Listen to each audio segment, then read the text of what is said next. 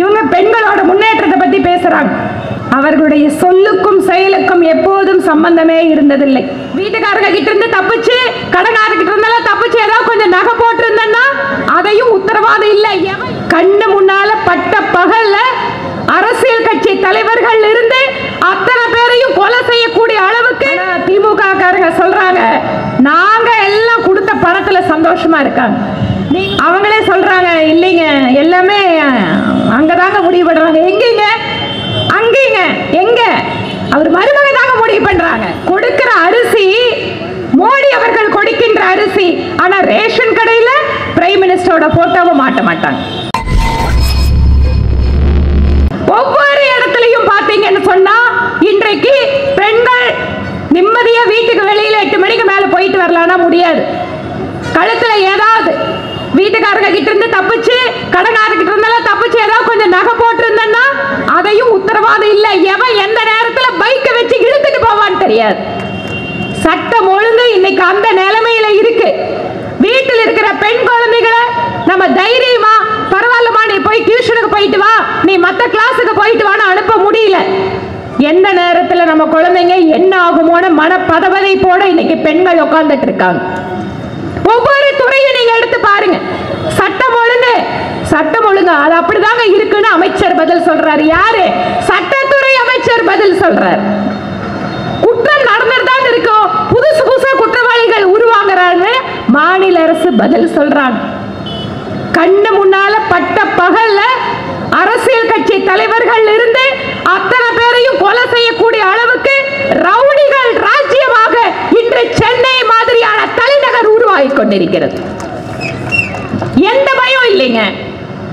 போலீஸ்காரங்க மேல பயம் இல்ல. காவல்துறை பார்த்தா மக்களுக்கு இழக்காரமா தான் இருக்கு. எந்த குற்றவாளிக்கும் பயம் கிடையாது. யார் வேணாலும் காசு லட்சக்கணக்கில் கொடுத்து யார வேணாலும் கொலை பண்ணலாங்கிறதா இன்னைக்கு தமிழ்நாட்டோட நிலைமை. இதுதான் இன்றைக்கு சட்டம் ஒழுங்கு தமிழ்நாட்டில் இருக்கக்கூடிய மிக மிக மோசமான நிலைமை. ஏனென்றால் ஒரு நாட்டில் ஒரு மாநிலத்தில் வளர்ச்சி வேண்டும் என்றால் அங்கு அமைதியான சூழல் இருக்கணும். ஏன் சட்டம் ஒழுங்கு இல்லாத மாநிலங்களில் வளர்ச்சி இல்லை? எத்தனையோ அவர்களுக்கிட்ட வளம் இருந்தாலும் கூட சட்டம் ஒழுங்கு இல்லை என்றால் எத்தனை இயற்கை வளங்கள் இருந்தாலும் கூட அந்த இடத்தில் வளர்ச்சி வராது. ஒரு மாநிலத்தினுடைய நிர்வாகம் எப்படி இருக்க வேண்டும்? மக்களிடமிருந்து பெறக்கூடிய வரி பணத்துல அவர்களுடைய வருங்கால தலைமுறைக்கு அது வளம் சேர்ப்பதை போல ஒரு திட்டம் இருக்கணும். ஆனா இங்க என்ன நடக்குது?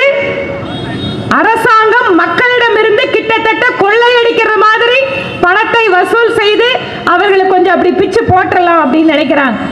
பெண்களுக்கு என்ன கொடுத்திருக்காங்க? 1000 ரூபாய் கொடுத்திருக்காங்க. நான் முன்னாடியே சொன்ன மாதிரி எல்லாத்தையும் விலையை ஏத்தி அந்த பணத்தை உங்ககிட்ட இருந்து திருப்பி வாங்கிக்கிறாங்க. இன்னொரு பக்கம் பஸ்ஸில் பெண்களுக்கு கட்டணமே இல்லை. சகோதரிகளே, இங்கெல்லாம் நீங்க ஆயிரக்கணக்கான பேர் உட்கார்ந்திருக்கீங்க. நீங்க நினைச்சு பாருங்க, இலவசமா பஸ் பயணம் பெண்களுக்குன்னு சொன்னாங்களே, நீங்க வேலைக்கு போகும்போது அந்த பஸ் வருதா? பஸ் வருதா? வராதுமா. நீங்க வராத பஸ்ல பெண்கள் இலவசமா ஏறிக்கலாம்னு சொன்ன ஒரே மாடல் அரசு இந்த திராவிட மாடல் தான். எதுக்கு இந்த இலவச பஸ் பயணம்? பெண்களுக்கு இலவசம் அப்படின்னு கொடுத்துட்டு எல்லா பஸ்ஸையும் ஸ்பெஷல் பஸ் பா, இதுல ஏறினா நீ டிக்கெட் வாங்கணும்னு சொன்னா அதுக்கு பேரு என்னங்க அர்த்தம்? கேட்டா பெண்கள் எல்லாம் ரொம்ப சந்தோஷமா இருக்காங்களாம். முதலமைச்சர் ஸ்டாலின் சொல்றாரு, எங்களுடைய ஆட்சியில் பெண்கள் எல்லாம் ரொம்ப சந்தோஷமா இருக்காங்கன்னு. இங்க உட்கார்ந்து இருக்கிற சகோதரிகளை கேட்கிற, நீங்க எல்லாம் சந்தோஷமா இருக்கீங்களாமா?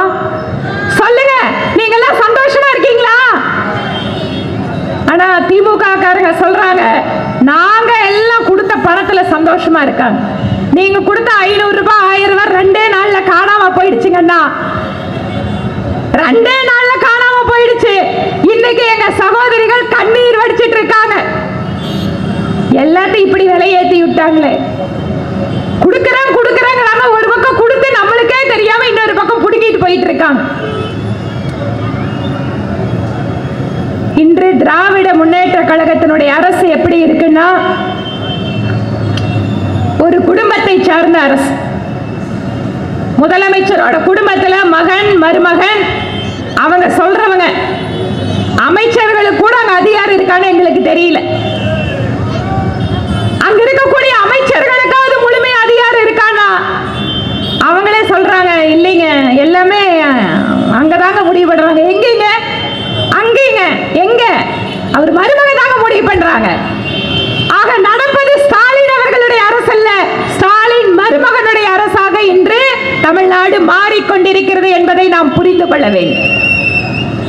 மக்கள் ஓட்டு போட்டு தேர்ந்தெடுத்து ஒரு அதிகாரத்தை கொடுக்கிறார்கள் என்றால் அதிகாரத்தில் இருப்பவர்களுடைய குடும்ப உறுப்பினர்கள் அவர்கள் அந்த அதிகாரத்தை வைத்துக் கொண்டு செழித்துக் கொண்டிருக்கிறார்கள். அமைச்சர்கள் மேல ஊழல் குற்றச்சாட்டுகள், ஒவ்வொரு அமைச்சர் மேல தோண்டி எடுத்துட்டே இருக்கலாம், அவ்வளவு வந்துட்டு இருக்கு. பிரதமர் மோடி அவர்கள் தலைமையிலான அரசுல எந்த ஒரு ஊழல் குற்றச்சாட்டும் இல்லாமல் 10 வருட காலம் கோடிக்கணக்கான ரூபாய்களோட பட்ஜெட் போட்டி ஒரு அரசாங்கத்தை நடத்தி ஒருத்தரால சொல்ல முடியுமா? பிஜேபி அமைச்சர்கள் லஞ்சம் வாங்கினார்கள், ஊழல் செய்திருக்கிறார்கள் என்று ஒருவரை கூட குற்றம் சாட்ட முடியாது. ஏனென்றால் பிரதமர் அப்படிப்பட்டவர். பிரதமர் மோடி அவர்கள் நெருப்பை போன்றவர், எந்த ஒரு தவறுக்கும் இடம் கொடுக்காமல். அதே சமயம் இன்று இந்தியா அப்படின்னு சொன்னாலே உலக நாடுகள் எல்லாம் ஓ மோடியோட நாடா அப்படின்னு கேட்கிற அளவுக்கு இந்த இந்திய நாட்டை கொண்டு வந்தவர் மோடி அவர்கள். இன்று வெளிநாட்டில் இருக்கக்கூடிய உங்க சொந்தக்காரங்க கிட்ட கேட்டு பாருங்க, ஒரு காலத்துல இந்தியாவில் இருந்து வர சொன்னா இப்படி பார்த்துட்டு இருந்தவங்க இப்ப எல்லாரும் இந்தியாவில இருந்து ஓ உங்களுக்கு ஒரு பெரிய லீடர் கிடைச்சிருக்காரு, நல்லா வளர்ந்துட்டு இருக்கிற ஒரு நாடு அப்படின்னு பெருமையா பார்க்கக்கூடிய சூழலை பிரதமர் மோடி அவர்கள் உருவாக்கி இருக்கார். காரணம் என்ன? இந்த மாதிரியான பட்ஜெட்டுகள். பட்ஜெட் எப்படி போடணும்? ரோடு வேணுமா? ரோடு கிராமத்துக்கு கொடுத்தீங்கன்னா கிராமத்தில் இருக்கிற விவசாயி அவன் பொருளை ஒழுங்கா கொண்டு வந்து வித்து பணம் பார்த்துட்டு போயிடுவான். ஒரு பெண்மணிக்கு கொடுக்கின்ற உதவி என்பது ஒரு குடும்பத்திற்கு கொடுக்கக்கூடிய உதவி. சாலையோரத்தில் இருக்கக்கூடிய வியாபாரிகள், அதுல பாத்தீங்கன்னா அதிகமா பெண்கள் இருப்பாங்க. மல்லிகைப்பூ விற்கிறக்கா இருக்காங்க, இளநீ விற்கிறவங்க இருக்காங்க, காய்கறி விற்கிறவங்க இருக்காங்க. அத்தனை பேருக்கும் இந்தாம்மா நீ போய் கந்து வட்டி வாங்காத, நீ போய் யார்கிட்ட மீட்டர் வட்டி வாங்காத, 10,000 ரூபாய் நான் கொடுக்கிறேன், நீ காலையில போய் பொருளை வாங்க, சாயந்தரம் வரைக்கும் வித்துட்டு நீ அதுக்கப்புறம் உன்னோட பணத்தை 1 மாசத்துக்குள்ள 2 மாசத்துக்குள்ள எப்ப முடியுதோ கட்டு அப்படின்னு சொல்லி பெண்களுக்கு உதவி செய்து கொண்டிருப்பவர் பிரதமர் மோடி. மத்திய அரசு தமிழகத்துக்கு என்ன கொடுத்திருக்குன்னு கேட்டிருக்கிறாங்க. இன்று ரேஷன் கடைகள்ல ஒவ்வொரு குடும்பத்திலையும் ஒரு நபருக்கு 5 கிலோ அரிசி என்பது மத்திய அரசு பிரதமர் மோடி அவர்கள் கொடுக்கின்ற அரிசி. ஆனா ரேஷன் கடையில பிரதமர் போட்டோ மாட்ட மாட்டாங்க.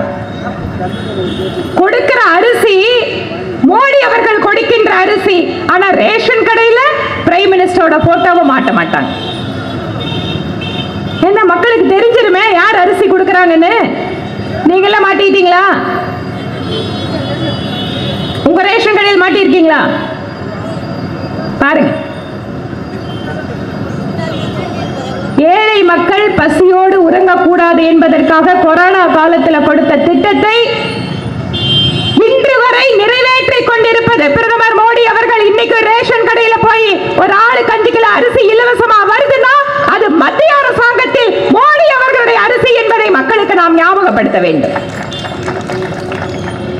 தமிழ்நாடு வஞ்சிக்கப்படுகிறது, எல்லாம் சத்தம் போடுறாங்க.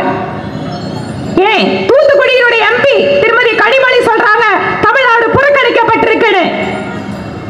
அன்பு சகோதரி கனிமொழி அவர்களுக்கு தெரிவித்துக் கொள்கிறேன், தூத்துக்குடியிலே வெள்ளம் வந்த போது உங்களுடைய மாநில அரசாங்கம் முதலில் நிற்கவில்லை, மத்திய அரசினுடைய ராணுவமும் மத்திய அரசினுடைய ஹெலிகாப்டரும் உங்கள் தொகுதி மக்களை காப்பாற்றினார்கள்.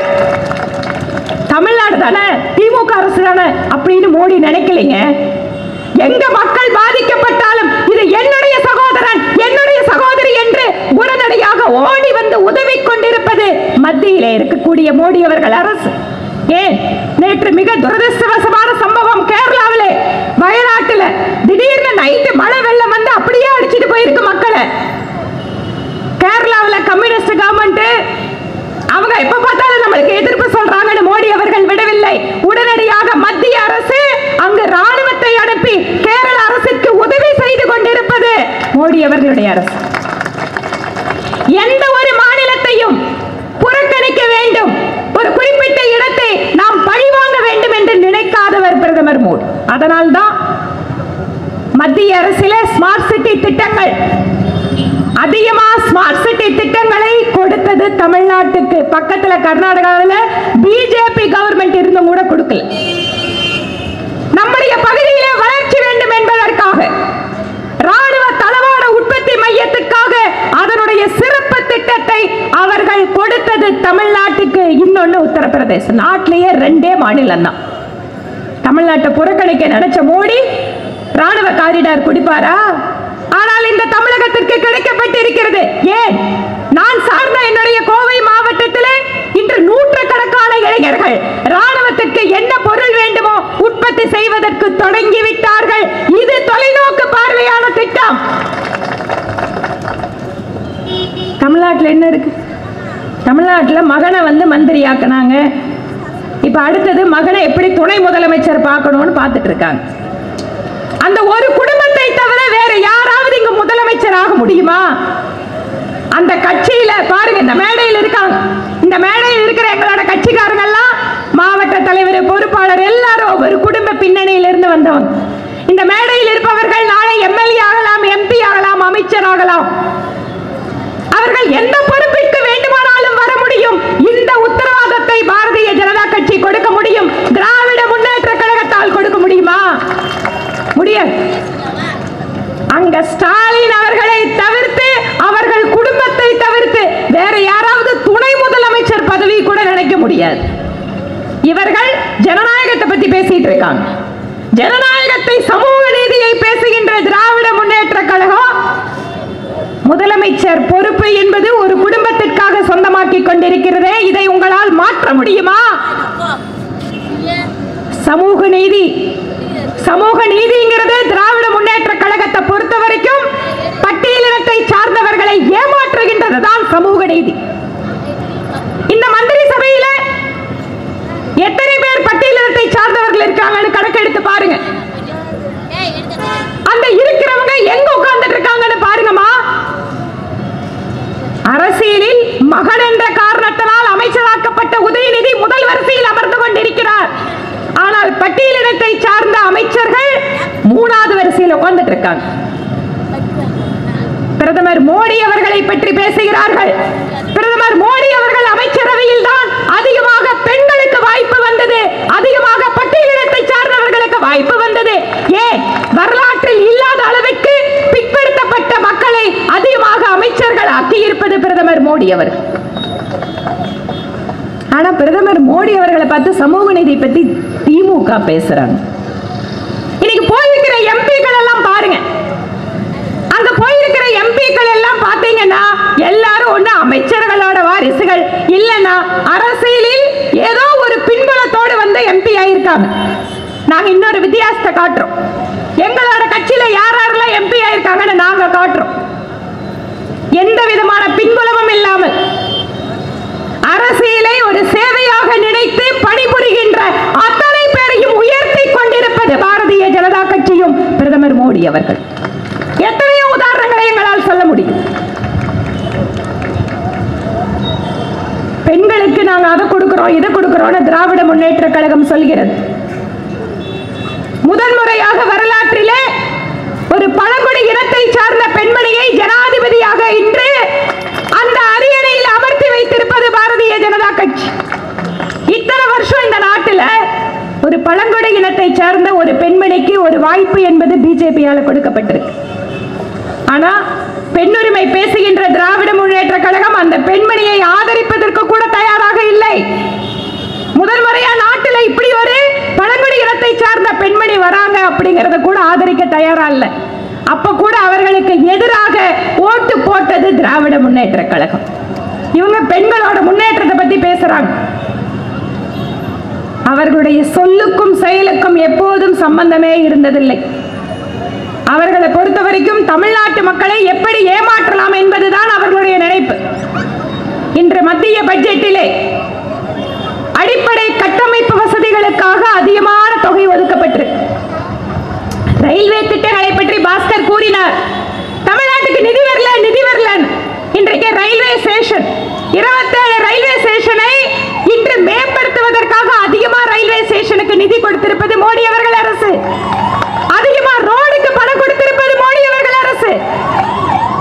இதெல்லாம் தமிழ்நாட்டுக்கு இல்லையா? தமிழ்நாட்டுக்கு நிதி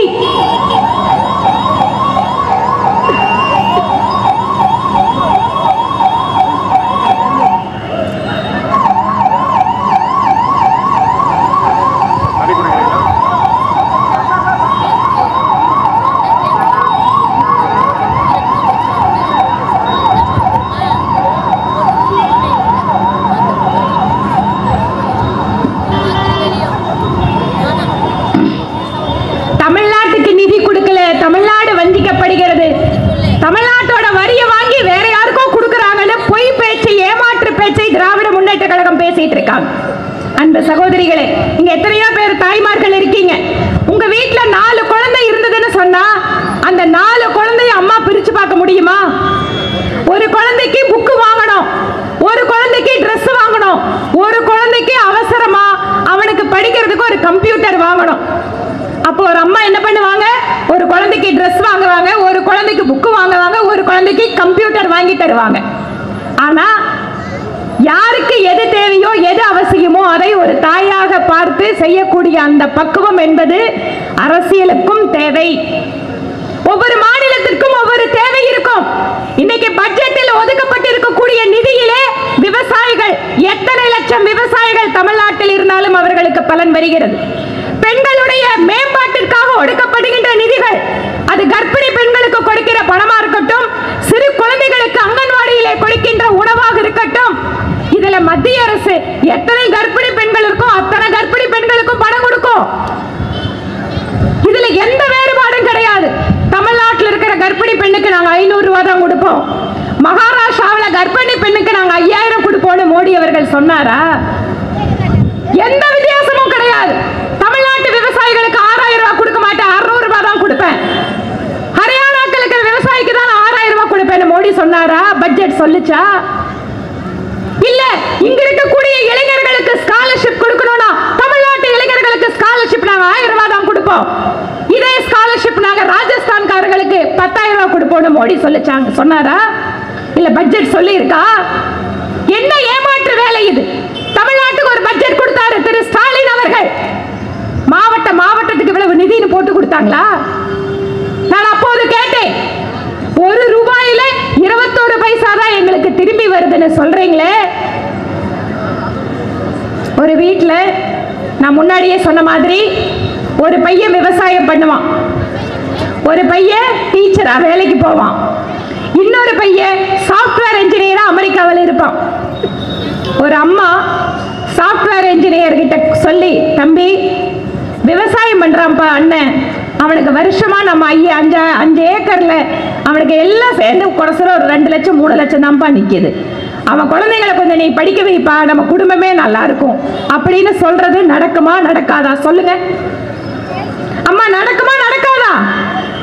ஒரு பையன் நல்லா இருந்தா விவசாயம் பண்ற பையனை பார்த்து தம்பி அவர் கொஞ்சம் கொடுங்கன்னு சொல்லுவாங்களா இல்லையா? விவசாயம் பண்றவன் இன்றைக்கு அதிகமா சம்பாதிக்கலங்கிறதால அந்த பையன் திறமை குறைச்சல அவன் உருப்படாதவனு நம்ம சொல்லுவோமா? என்னதான் பணத்தை சம்பாதிச்சாலும் சாப்பிடுறதுக்கு அரிசி கோதுமை வேணும் இல்லையா? அந்த மாதிரி நம்ம நாட்டுல விவசாயத்தை மட்டும் நம்பி இருக்கக்கூடிய மாநிலங்கள் எத்தனையோ இருக்கு. அவர்கள் எல்லாம் உழைத்து உழைத்து அந்த விவசாயத்தை பெருக்கி நமக்கெல்லாம் சாப்பாடு போட்டுட்டு இருக்காங்க. நம்ம தமிழ்நாட்டுல அதிகமா தொழில் நிறுவனங்கள் இருக்கு. நம்மளை சுத்தி எத்தனையோ வேலை வாய்ப்புகள் புதுசா உருவாயிட்டு இருக்கு.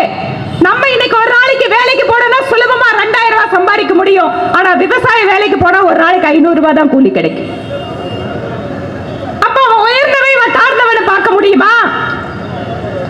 இதே விவசாய பொருட்கள் சத்தீஸ்கர்ல இருந்து வர்ற அரிசி, உத்தரப்பிரதேசல இருந்து வர்ற கோதுமை, ராஜஸ்தான்ல இருந்து வரக்கூடிய சிறுதானியங்கள், மத்திய பிரதேசல இருந்து வர்ற பருப்புகள், இவையெல்லாம் வெளிநாட்டுல வாங்கணும்னு சொன்னா நம்ம பணத்தை வச்சு எத்தனையோ யோசிச்சு பாருங்க.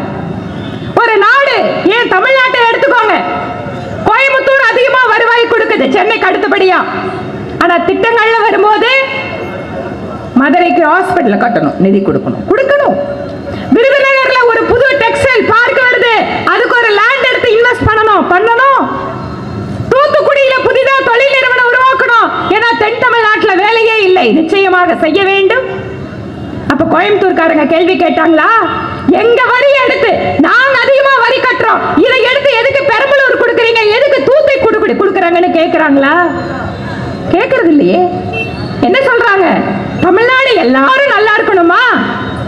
அந்த மாதிரி இந்தியா முழுமைக்கு எல்லாரும் நல்லா இருக்கணும்னு திட்டத்தை போட்டால் நான் வரி கொடுக்கிறேன், ஏன் பணம் திருப்பி கொடுன்னு சொன்னா தமிழ்நாடு அதிகமாக கடற்கரையை கொண்டிருக்கக்கூடிய மாநிலம். இங்க நம்மளுடைய கடலோர பாதுகாப்பு என்பது மத்திய அரசு பணம் செலவழிச்சு பாதுகாப்பு கொடுத்துட்டு இருக்காங்க. நீங்க நினைச்சு பாருங்க, மாநில அரசு அதெல்லாம் பார்த்துக்கிட்டோம்னா வாங்குற வரி அதுக்கு பத்துமா? அறிவியல் தொழில்நுட்பம் அதற்கென்று ஆராய்ச்சிக்கென்று செலவிடக்கூடிய தொகை என்பது தமிழகத்துக்கு அதிகமாக வருகிறது. ஆனால் ராஜஸ்தானத்துக்கு குறைச்சலா போகுது. அவங்க கேட்கறது என்னங்க, சயின்ஸ் டெக்னாலஜி எல்லாம் ஏங்க அதிகமா தமிழ்நாட்டுக்கு கொடுக்குறீங்க? ஏன்னா ஒவ்வொரு மாநிலமும் ஒரு சிறப்பு தகுதிகளோட இருக்கு. ஒரு வேலைக்கு எடுக்கிறாங்கன்னு சொன்னீங்கன்னா பிஏ படிச்சவங்களுக்கு ஒரு வேலை இருக்கும், பிஏ படிச்சவங்களுக்கு ஒரு வேலை இருக்கும்.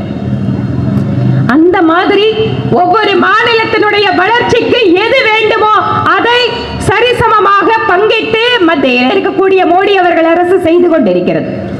ஆனால் இதையெல்லாம் திசை திருப்பி தமிழ்நாட்டில் நாங்க தான் நல்லா ஆட்சி பண்றோம்னு இங்க இருக்கக்கூடிய தமிழ்நாட்டினுடைய சட்டம் ஒழுங்கை கெடுத்து இங்க இருக்கக்கூடிய பட்டியலிட மக்களுடைய குரல் வலையை நசுக்கின்ற மாதிரி அவர்கள் மீதான கொடுமைகளை அரங்கேற்றிக் கொண்டிருக்கக்கூடிய இளைஞர்களுக்காக எந்த ஒரு புதிதான தொலைநோக்கு திட்டங்கள் இல்லாமல் இளைஞர்களை எல்லாம் போதைக்கும் மதுவிக்கும் அடிமையாக்கி கொண்டிருக்கக்கூடிய இந்த திராவிட முன்னேற்ற கழகத்தினுடைய அரசுக்கு நாம் சரியான பதிலடியை கொடுத்தாக வேண்டும். ரொம்ப நாள் எல்லாம் இல்ல, 40க்கு 40 ஜெயிச்சிட்டோம்னு சொல்லி இதுவரைக்கும் இல்லாத அராஜகத்தை எல்லாம் காட்டணும்னு தான் இப்ப எல்லா விலையும் ஏத்திட்டு இருக்காங்க. கரண்ட் கட்டணத்திலிருந்து எல்லாம் ஏத்து. ஏன்னா நாங்க 40 ஜெயிச்சிட்டோம். மக்கள் 26க்காக காத்து கொண்டிருக்கிறார்கள். என்றைக்கு சட்டமன்ற தேர்தல் வருகிறதோ அன்று திராவிட முன்னேற்ற கழகமும் அதனுடைய கூட்டணிக்கும் பாடம் புகட்ட வேண்டும் என்று மக்கள் காத்து கொண்டிருக்கிறார்கள். அதற்கான நாள் வரும். இத்தனை நாள் இவர்கள் மக்களை ஏமாற்றி போட்ட நாடகங்கள் எல்லாம் அன்று வெளிச்சத்திற்கு வரும். பாரதிய ஜனதா கட்சி அரசியலை முழுமையாக மக்களுடைய சேவைக்காக அர்ப்பணித்திருக்கக்கூடிய கட்சி. அரசியல் என்பது பணம் சம்பாதிப்பதற்கான இடம் அல்ல, அது முழுமையாக தங்களை மக்களுக்காக அர்ப்பணித்துக் கொண்டிருக்கக்கூடிய இடம் என்பதை தீர்க்கமாக நம்புகின்ற பாரதிய ஜனதா கட்சி தமிழகத்திலேயும் அரசியல் மாற்றத்திற்கு வேகமாக தயாராகி கொண்டிருக்கிறது. ஒரு காலத்தில் மாதாவரத்தில் 300 பேரை வச்சு ஒரு கூட்டம் போடணும்னு சொன்னா 300 பேரா அப்படின்னு கேட்ட பாரதிய ஜனதா கட்சி இன்று எங்களுடைய பாரதிய ஜனதா கட்சியினுடைய தொண்டர்களுடைய உழைப்பினால் ஆயிரக்கணக்கான மக்களோடு மாதாவரத்திலே கூட பாரதிய ஜனதா கட்சி இங்கே என்று காட்டிக் கொண்டிருக்கக்கூடிய சூழலை நாம் உருவாக்கி கொண்டிருக்கிறோம். மக்கள் நம்மை நம்ப தொடங்கிவிட்டார்கள். பிஜேபி காரங்களா பரவாயில்லைங்க, எங்க ஏரியாவில் கூட இப்ப எல்லாம் பிஜேபி கொடி வந்துடுச்சுங்க. எங்க ஏரியாவில் கூட இளைஞர்கள் எல்லாம் அந்த கட்சிக்கு தாங்க போறாங்க. இன்று இளைஞர்களுக்கு வாய்ப்பு கொடுக்கக்கூடிய கட்சியாக இருக்கின்ற ஒரே அரசியல் கட்சி இந்தியாவிலே பாரதிய ஜனதா கட்சி மட்டும்தான். சகோதர சகோதரிகளே, உங்கள் துன்பங்களை புரிந்து கொண்டு உங்களுடைய குழந்தையினுடைய வருங்காலத்துக்காக திட்டமிடுகின்ற பிரதமர் மோடி அவர்கள் தலைமையிலான மத்திய அரசு இப்போது கொடுத்திருக்கின்ற பட்ஜெட் என்பது இலவசமா வர்ற வருமானத்தை எடுத்து அக்கா நீ 500 வச்சுக்கோ, அண்ணா நீ 1000 வச்சுக்கோன்னு சொல்ற கவர்மெண்ட் அல்ல. நான் பணம் கொடுப்பதை குறைச்சலா பேசுறதுக்காக இதை சொல்லல. அவர்கள் எப்படி தங்கள் வாழ்க்கையில் முன்னேறி சுயமாக அவர்களுடைய கையிலே பணம் வர வேண்டும் என்பதற்காக மிக நல்ல திட்டங்களோடு உருவாக்கப்பட்டிருக்கக்கூடிய இந்த பட்ஜெட் என்பது இந்த இந்திய நாடு வரக்கூடிய காலத்தில் உலகத்துக்கெல்லாம் தலைவனாக நிமிர்ந்து நின்று பார்க்கக்கூடிய சூழலை உருவாக்கும்.